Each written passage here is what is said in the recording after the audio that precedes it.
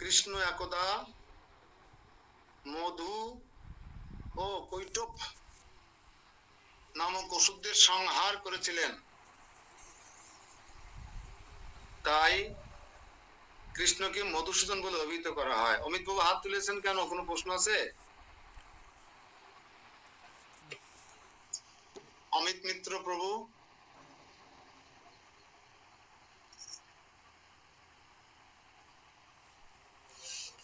তো এখানে এই সঙ্গে প্রয়াণ কালে কথাটি অত্যন্ত তাৎপর্যপূর্ণ। এরপরে একটু আলোচনা করব। শেষে কারণ আমরা আমাদের সারা জীবনে আমরা যা কিছু করি তা পরীক্ষা হয় আমাদের মৃত্যুর সময়। খেয়াল করবেন কথাগুলো, আমার কথা নয়। সারা জীবন যা কিছু কর্ম করি, যা কিছু, সে ভালো কর্ম হোক, খারাপ কর্ম হোক, পাপ কর্ম হোক, আর পুণ্য কর্ম হোক, আর সুকৃতির জন্য কর্ম হোক, যা কিছু কর্ম করি তার পরীক্ষা হয় কখন? আমাদের মৃত্যুর সময়। যারা নিরন্তর কৃষ্ণ ভাবনায় যুক্ত তাদের বিষয়ে জানার জন্য অর্জুন অত্যন্ত উৎকণ্ঠিত। সেই চরম মুহূর্তে তাদের অবস্থা কেমন হবে, মানে আপনাদের মতন কৃষ্ণ ভাবনাময়ে যুক্ত বা কৃষ্ণ ভাবনায় ভাবিত ভক্তদের মৃত্যুকালে আপনাদের অবস্থা কেমন হবে আমারও যেমন মাঝে মাঝে জানতে ইচ্ছে করে, কিন্তু অর্জুন এটা অনেক পরিমাণে জানার জন্য আগ্রহ প্রকাশ করেছেন। হ্যাঁ, মৃত্যুর সময় দৈহিক কার্যকলাপ বিক্ষিপ্ত হয়ে যায়, নিয়ন্ত্রণে থাকে না। 112 থেকে 14 ডিগ্রি জ্বর আসে, জ্বর, যাকে যাকে মৃত্যু জ্বর বলে। মৃত্যু জ্বরের ডিগ্রি থাকে কত? 112 থেকে 20। হ্যাঁ, তখন দেহ নামক নগরীতে, এই যে দেহ নামক যে একটা নগরীতে আমি বসবাস করছি, রাজধানী আমি হচ্ছে এই দেহের রাজা, এটা হচ্ছে রাজধানী। এই রাজধানীর 9টা দরজা আছে। এই রাজধানীতে যখন আগুন ধরে যাবে, যার মৃত্যু যার যখন হবে, 112 থেকে 20 ডিগ্রি তাপমাত্রা শরীর উঠবে, তখন ভিতরে আগুন ধরে যাবে। 104 হলে তাই আমাদের অবস্থা খারাপ হয়ে যায়। আর মৃত্যু যার যখন হবে তখন 112 থেকে 20 পর্যন্ত তাপমাত্রা ওঠানামা করবে। তখন এই সোনার নগরী, যে সোনার নগরী সাবান, সোডা, স্নো, পাউডার, লিপস্টিক দিয়ে সাজিয়েছি, করে মেরে দিয়েছি, এই নগরীতে আগুন ধরে যাবে। আর আগুন ধরে যদি কোনো নগরীতে যায় বা কারো বাড়িতে আগুন ধরে যায়, বুদ্ধিমান ব্যক্তি কি করে? আলমিরা, শোকেস, টিভি পাজাকে ধরে কান্নাকাটি করে না, লাভ দিয়ে বেরিয়ে বাঁচার চেষ্টা করে?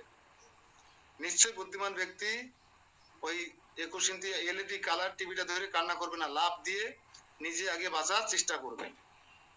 ঠিক এই নগরীতে আপনি যে রাজা, যখন আগুন ধরে যাবে আপনি 9টা দাঁত থাকবে, 9টা দরজা দিয়ে যে কোনো একটা দরজা দিয়ে বেরোনোর চেষ্টা করবেন। এখন কোন দরজা আপনার পরিচিত আপনি সবচেয়ে ভালো জানেন? আপনি কি পিছন দরজা ইউজ করেন সব দিন, নাকি সিংহ দরজা ইউজ করেন, নাকি অন্য কোনো দরজা ইউজ করেন? আপনি যে দরজা সবচেয়ে বেশি ইউজ করেন, যে দরজা আপনার সবচেয়ে বেশি পরিচিত, আপনার প্রাণ বায়ু সেই দাঁত দিয়ে বেরিয়ে যাবে। হরি বল। সেটা গুজ্জদার হতে পারে, মলদার হতে পারে, চক্ষু ইন্দ্রিয় হতে পারে, কর্ণ হতে পারে, নাসিকা হতে পারে, মুখ হতে পারে, যে কোনো একটা দাঁত দিয়ে আপনার প্রাণবায়ু নিঃশেষিত হয়ে যাবে।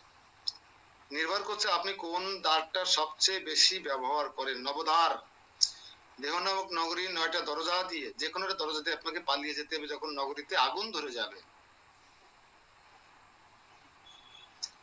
এই জন্য বলা হচ্ছে যে মৃত্যুর সময় দৈহিক কার্যকলাপ বিক্ষিপ্ত হয়ে যায় এবং মন স্বাভাবিক অবস্থায় থাকে না।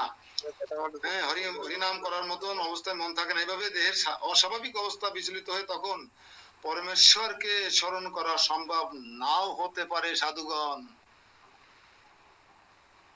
এটাই আমার ভয়, এটাই আমার আশঙ্কা, এটাই আমার উদ্বেগ উৎকণ্ঠার মূল কারণ, যে আমরা এত কষ্ট করছি, কৃষ্ণ নাম করছি, ভোর 2:30 3টায় উঠছি, 16 মালা 20 মালা জপ করছি, কিন্তু মৃত্যুকালে কৃষ্ণকে স্মরণ করা আমার পক্ষে সম্ভব নাও হতে পারে।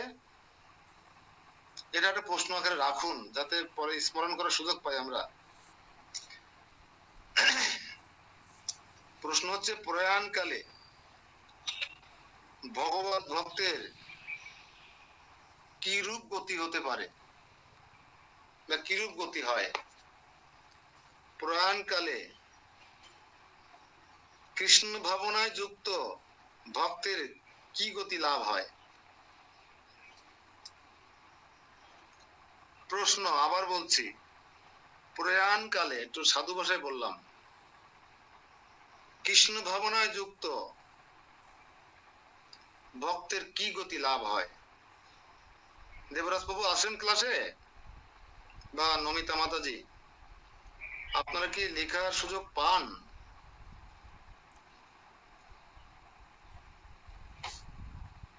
যারা লিখবেন না তারা ভুল করবেন। এভাবে পড়া, নিজে নিজে পড়ে এরকম আইডেন্টিফাই করে চিহ্নিত করে নোট করা কঠিন ব্যাপার। যদি পারেন সবাই একটু নোট করবেন, এখন খসড়া করবেন, পরবর্তীতে সুন্দর একটা ডায়েরিতে সুন্দর করে নোট করবেন, আপনার পরবর্তী প্রজন্মেরও উপকার হবে। সে এক সময় আবার ডায়েরিটা, মায়ের ডায়েরিটা নাড়াচাড়া করে সে উপকার পাবে। উত্তর লিখবেন,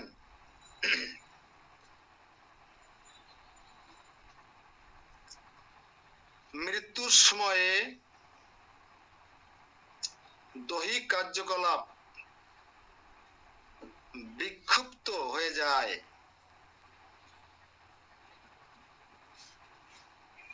মৃত্যুর সময়ে দৈহিক কার্যকলাপ বিক্ষিপ্ত হয়ে যায় এবং মন স্বাভাবিক অবস্থায় থাকে না, শান্ত থাকে না, স্বাভাবিক অবস্থায় থাকে না। এইভাবে দেহের অস্বাভাবিক অবস্থায়, এইভাবে অর্থাৎ প্রয়াণকালে, লিখুন প্রয়াণকালে দেহের অস্বাভাবিক অবস্থায় বিচলিত হয়ে, প্রয়াণকালে দেহের অস্বাভাবিক অবস্থায় বিচলিত হয়ে তখন সে পরমেশ্বর ভগবানকে স্মরণ করা সম্ভব নাও হতে পারে।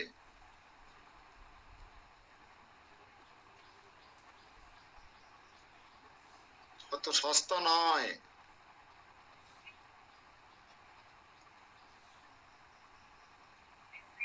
তাই দক্ষিণ ভারতের কেরল রাজ্যের পরম ভাগবত মহারাজ কুলশিখর, লিখুন, তাই দক্ষিণ ভারতের কেরল রাজ্যের মহাভাগবত মহারাজ কুলশিখর ভগবানের কাছে প্রার্থনা করেছেন। দক্ষিণ ভারতের কেরল প্রদেশের মহাভাগবত মহারাজ কুলশিখর ভগবানের কাছে প্রার্থনা করেছেন যে, হে কৃষ্ণ, ইনভাইটেড কমা দিবেন, ইনভাইটেড কমা চেনেন?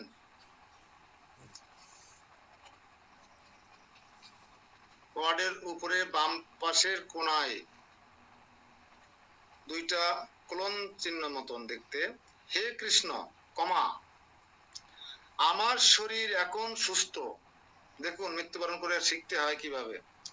আমার শরীর এখন সুস্থ এবং এখনই আমার মৃত্যু হলে ভালো হয়। আর আমরা যখন পিঠি ঘা হয়ে যায়, প্যারালাইসে 12 বছর শুয়ে থাকি, পিঠি পোকা হয়ে গেছে, তখন আমরা মৃত্যুবরণ করতে চাই না, যে নাতির বিয়েটা দেখে যেতে চাই। সম্রাট কুলশিখরের কাছ থেকে আমাদের শিক্ষা গ্রহণ করতে হবে। বলছে, হে কৃষ্ণ, আমার শরীর এখন সুস্থ, লিখুন, আমার শরীর এখন সুস্থ এবং এখনই আমার মৃত্যু হলে ভালো হয়, কমা, যাতে আমার মন রূপী রাজহংস তোমার শ্রীচরণ কমল লতায় আশ্রয় গ্রহণ করতে পারে।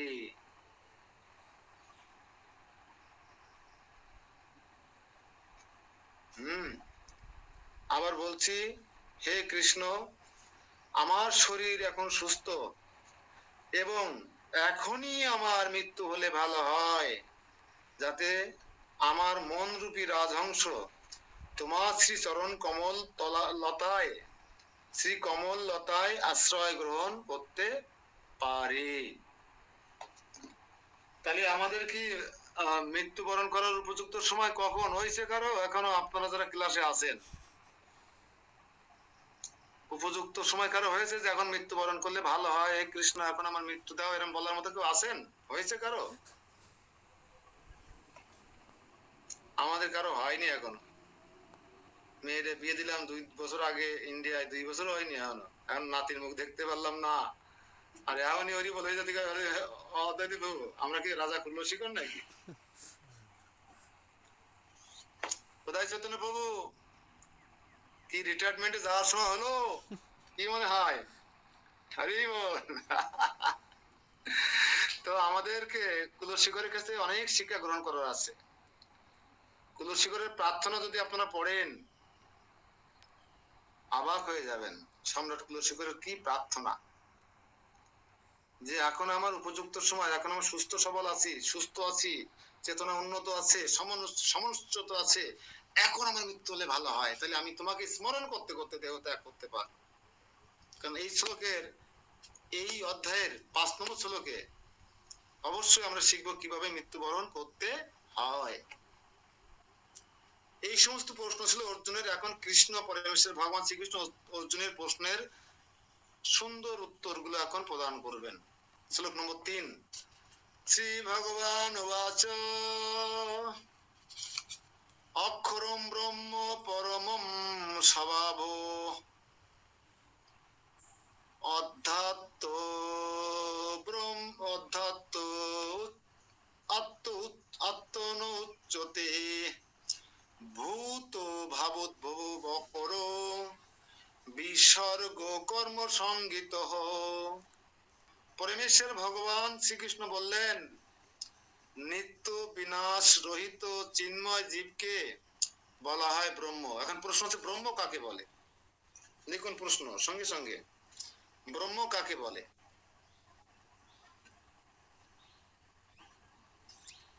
প্রশ্ন, ব্রহ্ম কাকে বলে? উত্তর, নিত্য বিনাশ রহিত, মানে প্রতিবার মরবে না, নিত্য বিনাশ রহিত চিন্ময় জীবকে বলা হয় ব্রহ্ম।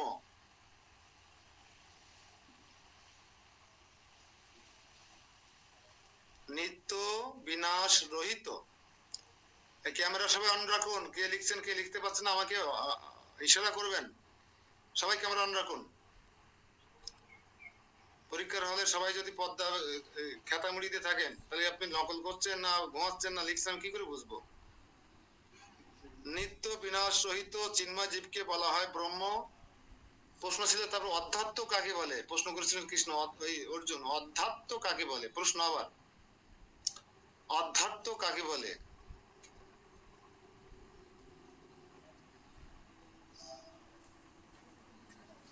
অধ্যাত্ম কাকে বলে? প্রশ্ন, উত্তর হচ্ছে চিন্ময় ব্রহ্ম,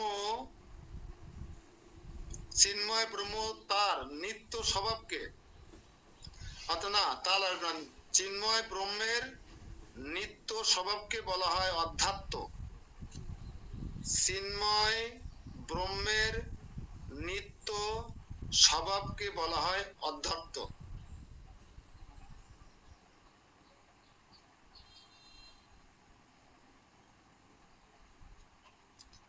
এখানে কর্মের একটা সংজ্ঞা দেওয়া আছে, একটা অধ্যায় একটা অনুবাদে 3টি প্রশ্ন উত্তর। কর্ম, কর্ম একটা প্রশ্ন ছিল অর্জুনের। হ্যাঁ, ব্রহ্ম কি, অধ্যাত্ম কি, কর্ম কি? কর্ম একটা প্রশ্ন ছিল। কর্ম লিখুন, কর্ম কি? প্রশ্ন, ছোট্ট ছোট্ট উত্তর লিখবেন। জীবের জড় দেহের উৎপত্তিকর সংসারই হচ্ছে কর্ম। জীবের জড় দেহের উৎপত্তিকর সংসারই হচ্ছে কর্ম। তো আমরা তাৎপর্যটা চোখ বোলাবো, ব্রহ্ম অবিনশ্বর, নিত্য, শাশ্বত এবং সর্বদা অপরিবর্তনীয়। আমরা এটা জানি অবশ্য সবাই ব্রহ্ম সম্পর্কে। হ্যাঁ, বৈদিক সাহিত্যে জীবাত্মাকেও, জীবকে, বৈদিক সাহিত্যে জীবকে জীবাত্মা বা ব্রহ্ম বলা হয়, কিন্তু কখনোই তাকে পরম ব্রহ্ম বলা হয় না। জীবাত্মা বিভিন্ন অবস্থায় পতিত হয়, কখনো অন্ধকারাচ্ছন্ন জড় প্রকৃতিতে পতিত হয়ে সে নিজেকে জড় পদার্থ বলে মনে করে, আবার কখনো সে নিজেকে উৎকৃষ্ট পরা প্রকৃতির অন্তর্গত বলে মনে করে, তাই তাকে ভগবানের তটস্থা শক্তি বলা বলে বর্ণনা করা হয়। প্রশ্ন আবার, তটস্থা শক্তি কাকে বলে? ত ট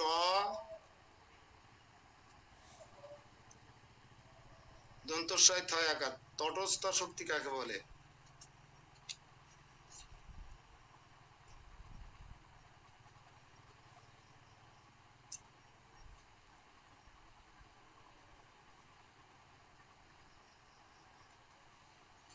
যিনি, যে জীবাত্মা, লিখুন যে জীবাত্মা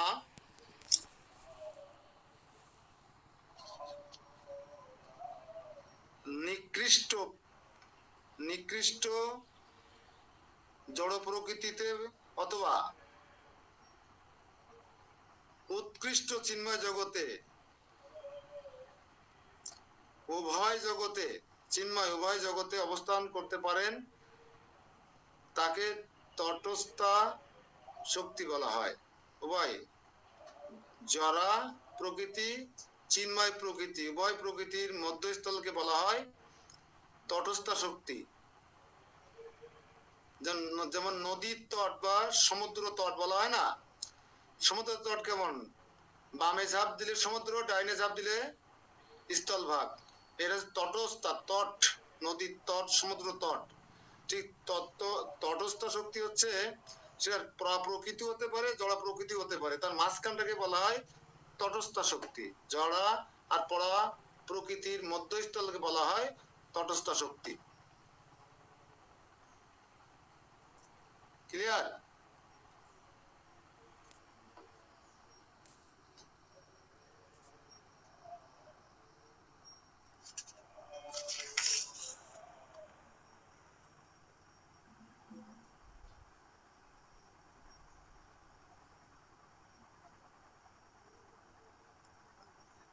হ্যাঁ, দেখবেন তাৎপর্যের শেষের প্যারা, নির্বিশেষবাদী ভাষ্যকারেরা গীতার ব্যাখ্যা করে অযৌক্তিকভাবে অনুমান করে যে ব্রহ্ম জড়জগতে জীব রূপ ধারণ করে, এবং সেটি প্রমাণ করার জন্য তারা গীতার পঞ্চদশ অধ্যায়ের সপ্তম শ্লোকের উল্লেখ করে। কিন্তু এই শ্লোকে জীবাত্মা সম্পর্কে পরমেশ্বর ভগবান এই কথাও বলেছেন যে আমারই নিত্য বিভিন্ন অংশ, জীব হচ্ছে আমারই নিত্য বিভিন্ন অংশ। আমারই কথাটা উল্লেখ করা আছে এখানে, খেয়াল রাখবেন, এই কথাটা আন্ডারলাইন করে রাখবেন।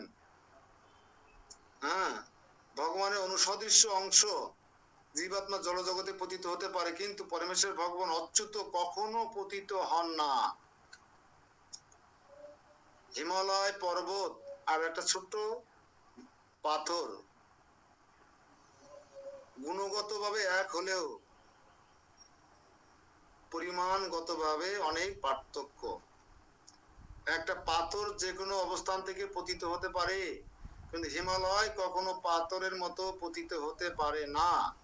তা আমাদের মধ্যে ভগবানের মতো অনেক গুণ থাকলেও আপনি বলতে পারেন আপনি ভগবান, আপনি লিটিল ভগবান, আপনার পতন হতে পারে যে কোনো মুহূর্তে, কিন্তু যিনি বিরাট ভগবান যেমন হিমালয়,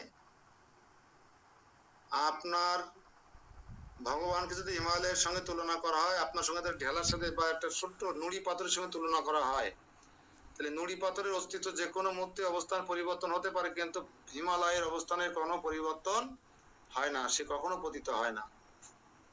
এজন্য যত জীব, যত শিব, যে মানব সেবায় বড় সেবা, মানব ধর্ম বড় ধর্ম, এগুলো থেকে আস্তে আস্তে বেরিয়ে আসতে হবে। এটা কিন্তু চলতি কিছু কি বলা যায়, চলতি কথা, এবং এগুলোকে সেকুলারিজমের কিছু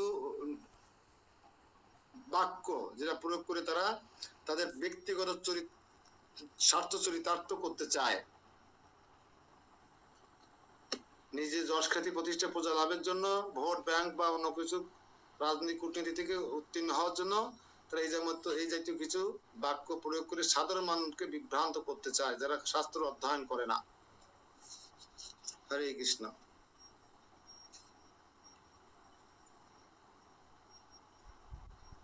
তাই পরম ব্রহ্মের জীবের পরিণত হওয়ার অনুমান গ্রহণযোগ্য নয়। এটি মনে রাখা গুরুত্বপূর্ণ যে বৈদিক সাহিত্য ব্রহ্ম অর্থাৎ জীবাত্মা আর পরব্রহ্মকে পরমেশ্বর ভগবান কখনোই এক বলে বর্ণনা করেন। এখানে ব্রহ্ম আর পরম ব্রহ্ম, পরম কথাটা উল্লেখ থাকতে হবে। আত্মা আর পরমাত্মা, ব্রহ্ম পরম ব্রহ্ম।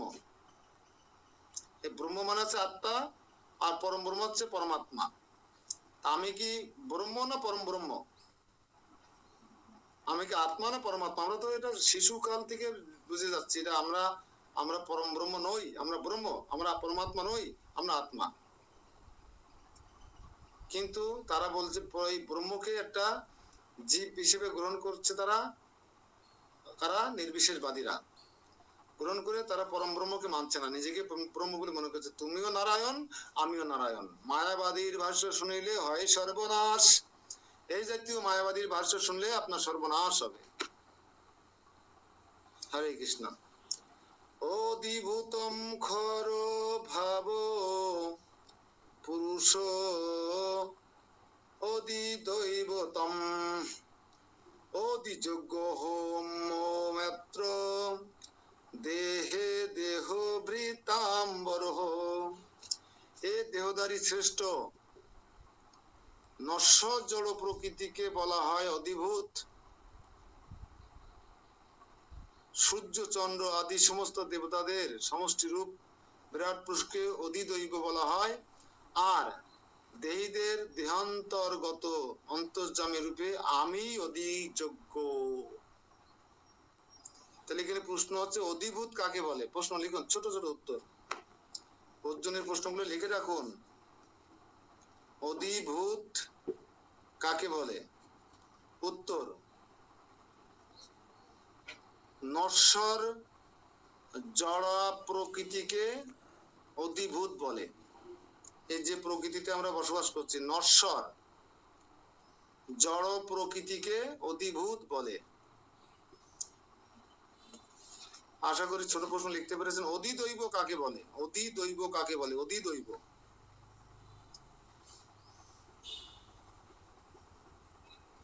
চন্দ্র সূর্য আদি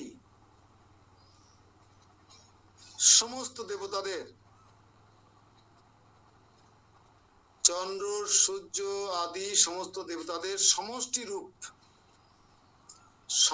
রূপ বিরাট পুরুষকে অধিদৈব বলা হয়।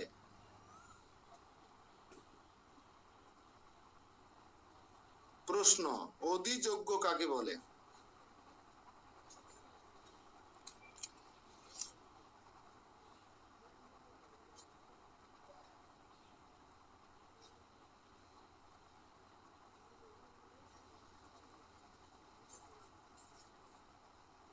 উত্তর,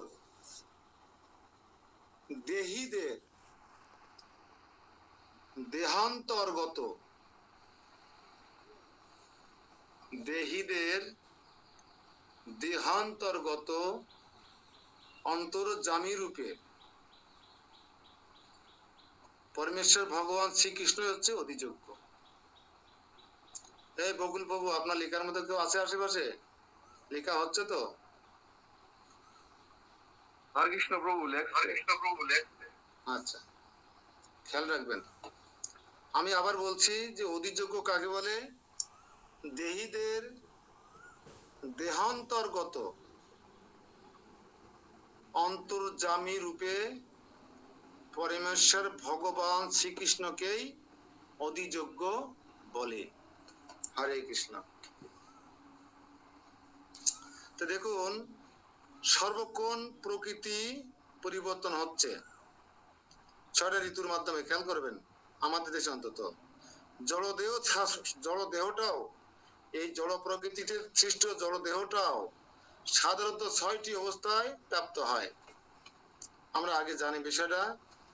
জড় দেহটা 6টি অবস্থায় প্রাপ্ত হয় মানে কি? তার জন্ম হয়, বৃদ্ধি হয়, কিছুকালের জন্য স্থায়ী হয়, প্রজনন করে, আবার বিনাশ, ক্ষয় প্রাপ্ত হয়, অবশেষে বিনাশ হয়। আমাদের জড়দেহ 6 প্রকার পরিবর্তন প্রাপ্ত হয়, অর্থাৎ 6টি অবস্থা প্রাপ্ত হয়। আপনারা আগে লিখেছেন, কিন্তু এটা আবার লিখবেন। অনেকে নতুন আছে, কি করবেন? জড়দেহ পরিবর্তন বা জড়দেহের অবস্থা 6 প্রকার, 6টি অবস্থা প্রাপ্ত হয়। জন্ম 1, লিখে নেবেন নতুন যারা আছে টক করে। 2 বৃদ্ধি, 3 স্থিতি, 4 বংশবিস্তার, 5 ক্ষয়,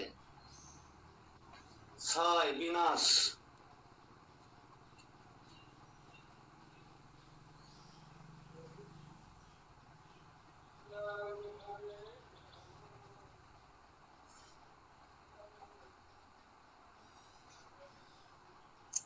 এইবার সে বিখ্যাত শ্লোক 5 নম্বর। অন্তকালে চ মামেব স্মরণ মুক্ত কলেবরম যপ্রয়াতি সমাদ্ভাবম জাতি নাস্তি অত্র সংশয়। অন্তিম সময় যিনি বা মৃত্যুর সময় যিনি আমাকে স্মরণ করে দেহত্যাগ করেন, তিনি তৎক্ষণাৎ আমার ভাবই প্রাপ্ত হন, এই বিষয়ে কোনো সন্দেহ নেই। অর্থাৎ ভগবান ভাব প্রাপ্ত হওয়া মানে কি ভগবত ধাম প্রাপ্ত হন। এখন প্রশ্ন হচ্ছে, এখানে অনেকে চালাকি করতে পারে যে ভগবান বলছে অন্তিম কালে, অন্তকালে চ মামেব, তাহলে এখন এই ঝামেলায় জড়ানোর দরকার কি? এখন তো আমার অন্তিম কাল হয়নি, তাহলে এখন কেন আমি ক্লাস করব, এই সময় নষ্ট করব, কেন জপ তপ করব, কেন হরি হরি করব? ভগবান বলছে অন্তিম কালে শুধু হরে কৃষ্ণ কৃষ্ণ কৃষ্ণ হরে হরে, হরে রাম রাম রাম হরে হরে, এইটুকুনি বলতে পারলেই তো আমি শেষ বলে ছক্কা মেরে দিলাম। তাহলে এখন কেন আমি এই রোদের মধ্যে ব্যাট করব? যা খুশি তাই করো, যা খুশি তাই করো, ইন্দ্র তৃপ্তি করো। ভুল। এরকম যারা চিন্তা করবেন তারা ফেসে যাবেন। কেননা পৃথিবীর যত তাবড় তাবড় ক্রিকেটার আছে, সচিন তেন্ডুলকার, সৌরভ গাঙ্গুলি, তারপর হচ্ছে এরকম যারা যারা আছে, এরা কিন্তু একদিনই কিন্তু সৌরভ গাঙ্গুলি, সচিন তেন্ডুলকার হয় নাই। তারা 3 থেকে 4 বছর বয়সে তাদের বারান্দায় পিতা বল ছুড়ে দিত, প্লাস্টিকের বল আর প্লাস্টিকের ব্যাট দিয়ে ব্যাট করতো। তারপরে বারান্দার পর্ব শেষ হয়ে গেলে উঠানে খেলতো, হ্যাঁ, একটা ডিউজ বল দিয়ে, কাঠের ব্যাট দিয়ে। তারপরে পাড়ার স্কুলের মাঠে খেলতো, তারপরে ইউনিয়ন পর্যায়ে খেলতো, তারপরে উপজেলা পর্যায়ে, তারপর জেলা পর্যায়ে, তারপর বিভাগীয় পর্যায়ে, তারপর জাতীয় লিগে, এক পর্যায়ে জাতীয় দলের এখন আজকের সৌরভ গাঙ্গুলি বা সাকিব আল হাসান। একদিনে হয়নি, এখন অনুশীলন করতে হয়, তাদেরকে ফিটনেস থাকতে হয়। আর আমি জীবনে কোনদিন ব্যাট বল হাতে করিনি। আমাকে যদি বাংলাদেশ ক্রিকেট বোর্ড আমাকে যদি এখন বাংলাদেশ ক্রিকেট দলের ওপেনার ব্যাটসম্যান হিসেবে নিযুক্ত দেয়, ওপেনিং ব্যাটসম্যান হিসেবে, আর আমাকে যদি শ্রীলঙ্কা খেলতে পাঠায়, পাঠানোর পরে যদি আমাকে ওপেনিং করতে দেয়, আর বল যদি মালিঙ্গা করে, তাহলে আমার এই থাকবে, দাঁত মুখ থাকবে, ছাতু হয়ে যাবে। 150 কিলোমিটার গতির বল, কাঠের বল, 250 থেকে 300 গ্রাম ওজন বলটার, কত আমি জানি না, 250-300 গ্রামের নিচে তো হবেই না কাঠের বল। আমার দিকে ধেয়ে আসছে কত কিলোমিটার বেগে? 150 কিলোমিটার বেগে ধেয়ে আসছে। ওই বল আমার চোখ দিয়ে দেখা সম্ভব নয়। আমি ব্যাট চালাবো একদিকে, আর ততক্ষণে আমার দাঁত মুখ ছাতু হয়ে যাবে, বল আমার মুখে লেগে গেছে। কারণ আমার অভ্যাস নেই। যাদের হরিনাম করার অভ্যাস নেই, যারা শিশুকালে হরিভোজন করে না, প্রগণ্ডা বয়সে হরিভোজন করে না, কৈশোরকালে হরিভোজন করে না, যৌবনকালে হরিভোজন করে না, এমনকি বিনাশকালে হরিভোজন করে না, বৃদ্ধকালে হরিভোজন করে না, মৃত্যুর সময় তাদের মুখ দিয়ে হরি কথা বেরোবে কেমন করে? কখনো সম্ভব নয়, কখনো সম্ভব নয়। আমার মতো অবস্থা হবে, নাক মুখ থাকবে না। এই জন্য অভ্যাস থাকতে হবে, হরিভজনের অভ্যাস থাকতে হবে। সাধন করো, ভজন করো, মরতে জানলে হয়। তা আপনি যতই পণ্ডিত হন, যতই শাস্ত্রজ্ঞ হন, যতই পূজারী হন, যতই প্রচারক হন, যতই পড়ুয়া হন, যতই ভগবানের প্রিয় ভক্ত হন, মরার সময় যদি ঠিকঠাক মৃত্যুবরণ করতে না পারেন, তাহলে আপনার পুরোটাই চলে যাবে। এই জন্য বলা হচ্ছে সাধন করো, ভজন করো, মরতে জানলে হয়। বোঝা গেল? মরতে শিখতে হবে আমাদেরকে। আর মরতে শিখতে গেলে কি করতে হবে?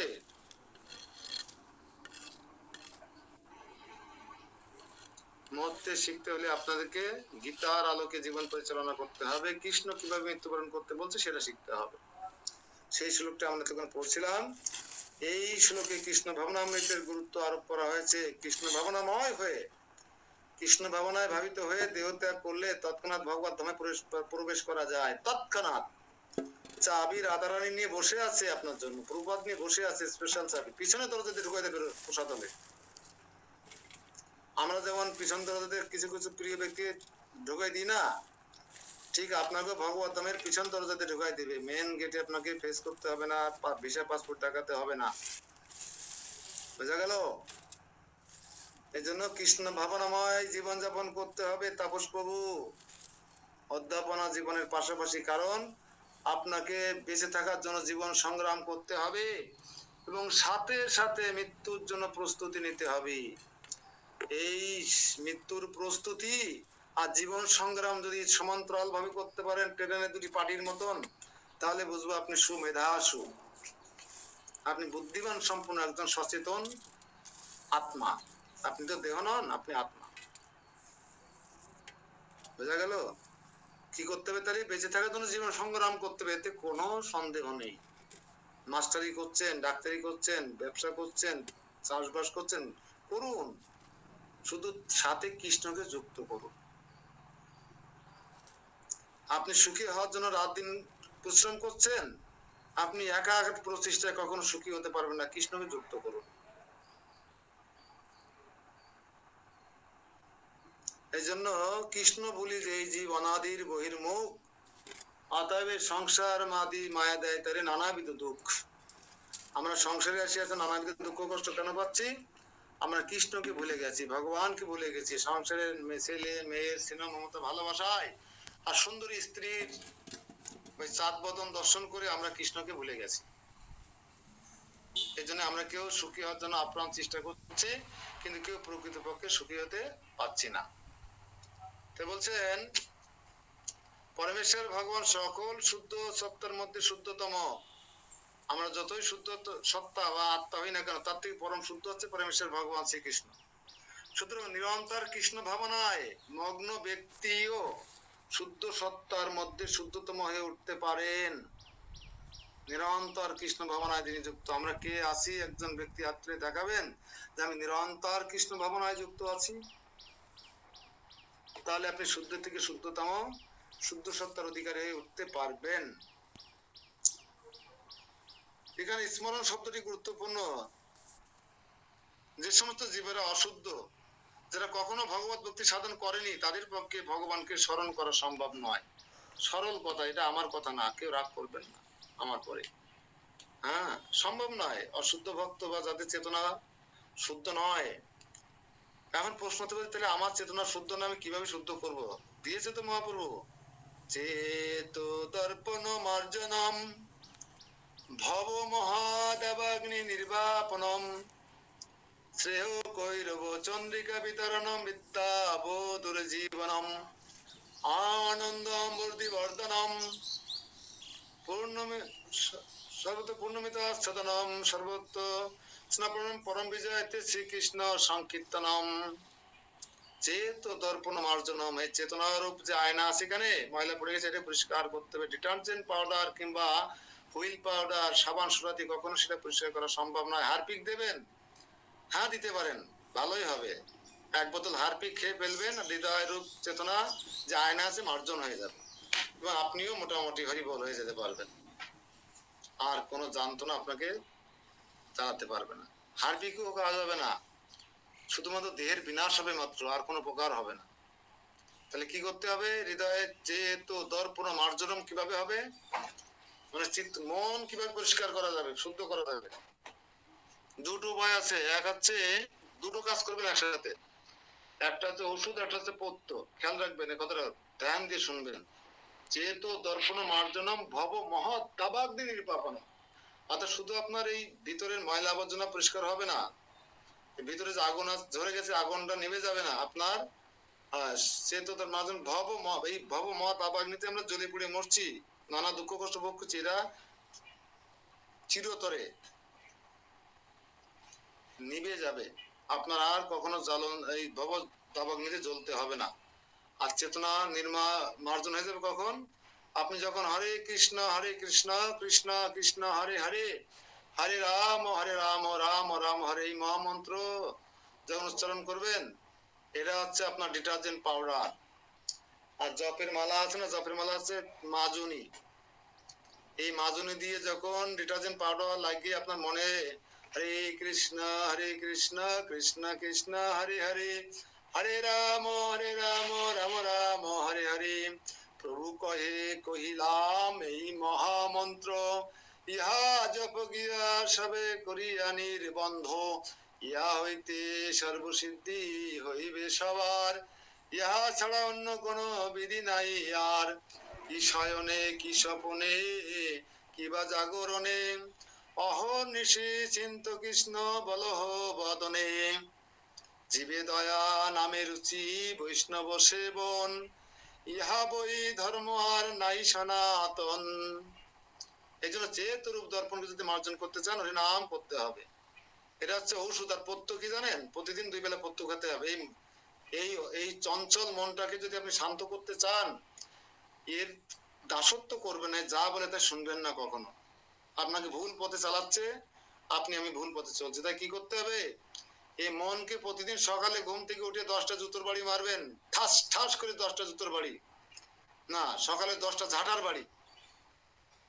ঘুম থেকে উঠে মনটাকে 10টা ঝাঁটার বাড়ি মেরে দেবেন, ব্যাস ও আহত হয়ে যাবে।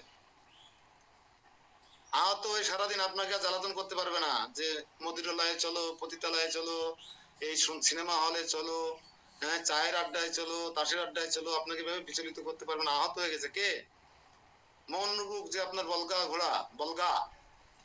ঠিক সন্ধ্যের সময় শোয়ার সময় আরো 10টা জুতোর বাড়ি মারবেন, আবার এই হারামজাদা আহত হয়ে যাবে। এই 2বার ঝাঁটার বাড়ি জুতোর বাড়ি মারলে এমনি সে ধীরে ধীরে বুঝতে পারবে যে আমার রেহাই নাই, উল্টো পাল্টা চললে আমার জুতোর বাড়ি আর ঝাঁটার বাড়ি পাওনা হয়ে যাবে। অতএব আমাকে মনিবের কথা মেনে চলাই উচিত। এটা মেনে থাকবে আপনার সামনে, বোঝা গেল?